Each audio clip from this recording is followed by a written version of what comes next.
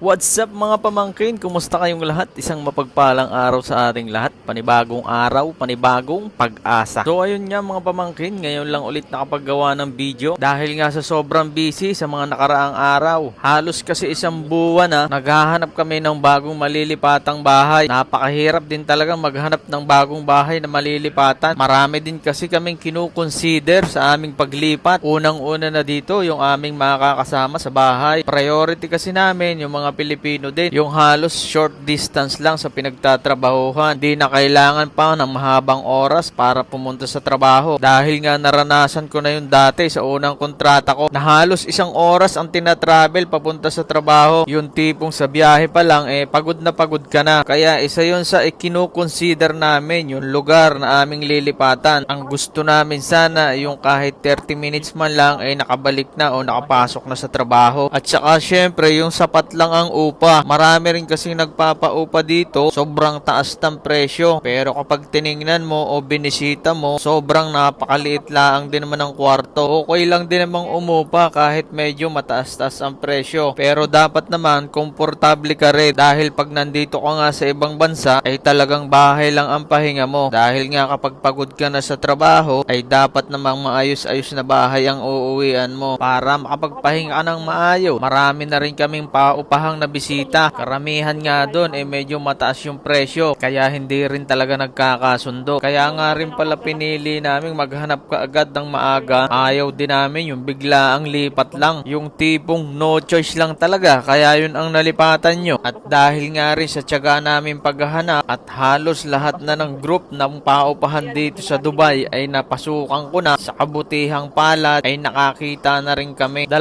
kwarto yung aming uupahan. Sakto lang naman yung laki at sakto lang din yung presyo. Tsaka all in na doon sa aming renta, kasama na lahat. Bayad sa kuryente, ilaw, tsaka tubig. Kasama na rin yung parkingan ng aming sasakyan. At ang kagandahan pa nito, hindi kami masyadong malayo dito sa aming unang tinirahan. At dahil nga amin ding nagustuhan, nagbayad na rin agad kami ng deposit. Bali 3 kabayan din ang aming makakasama bukod sa aming mag-asawa. Kaya ngayon ay kami nagpapasalamat na din ay nabawasan na yung aming isipin na paghahanap ng bahay. Ang aming paghahandaan naman ngayon ay yung aming paglipat, ang aming paglilinis dito sa aming aalisan. Pero sabi ko nga kay Mrs., saka na muna natin isipin yan. Mahalaga meron na tayong malilipatan. Kaya inaya ko muna siyang kumain sa labas. At dito nga kami napadpad sa may DCC. Diretso na agad kami dito sa may food court. In order namin tong may tambalan kung tawagin. Yung bibili ka ng kanin tapos may 2 ulam pang kasama. Pero sa totoo lang, bibihira talaga kaming kumain sa labas. Bukod sa mas mahal nga ang presyo kapag pagkain sa labas, mas gusto pa rin ni Mrs. yung aking mga niluluto para sa kanya. Hindi ko lang alam din kung nang bobola siya. Pero ang mahalaga nga doon ay pasok na pasok sa kanyang panlasa. Paborito niyang pagkain sa aking niluluto ay ang pansit bihon. Kaya nga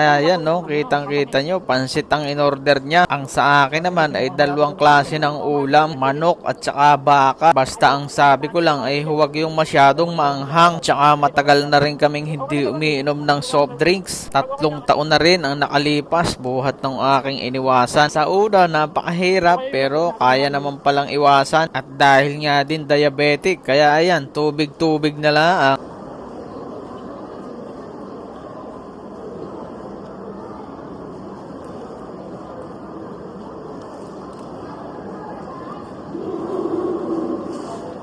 Kailangan niya po.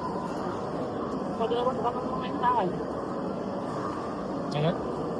Nakain tayo? Oo, gabi may dala kang laman. Sali ko ako. Ayun, hindi na ako masabi. Ulit.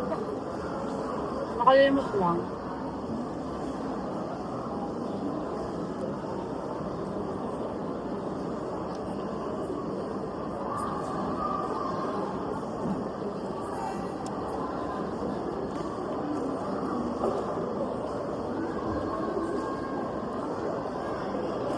At hindi nga pala namin namamalayan habang kami kumakain ay kasabay na rin ang chismisan ay naubos na rin ang aming pagkain na parang ginanon-ganon lang. Hindi naman kami lugi din sa 35. Talagang busog na busog din naman. Halos hindi ko na nga maubos ay talaga lang pinilit ko. Ayos din naman ito paminsan-minsan. Ayain mo sa labas kumain ang iyong asawa. Baka sabihin sa'yo, aba ay nag-iiba ka na. Hindi ka naman ikagayan nung una-una. Ay siya, maraming salamat sa inyong suporta. Ingat tayong lahat. Hanggang sa muli.